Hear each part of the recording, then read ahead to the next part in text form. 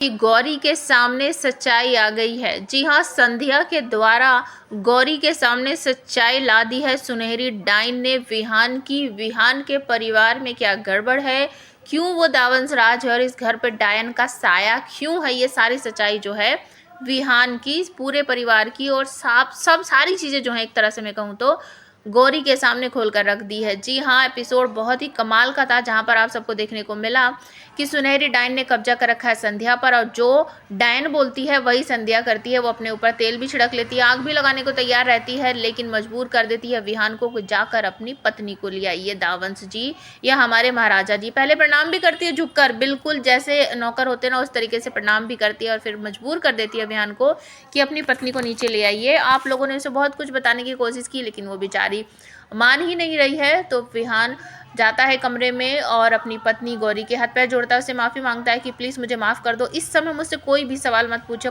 बस मेरे साथ नीचे चलो। नीचे जैसे ही गौरी जाती है वहाँ देखने को मिलता है असली रूप डायन का। डायन उल्टे पैर से दीवार पर चढ़ रही है, वो भी गौरी देख लेती है और संध्या उसके कब्जे में वो भी देख लेती है। और सच में इस घर पर डायन का कब्जा है, डायन का साया है, ये सब कुछ गौरी अपनी आंखों से देख लेती है और उसकी आंखें फटी की फटी रह जाती है। उससे बिल्कुल यकीन नहीं होता कि ये सच में हो रहा है। अब गौरी क्या करेगी, आप हमें कमेंट करके ज़रूर बताना। क्या वो विहान का साथ छोड़ के चली जाएगी या इसी घर में रहकर डायनों को भगाने का, उनका सामना करने का कोशिश करेगी।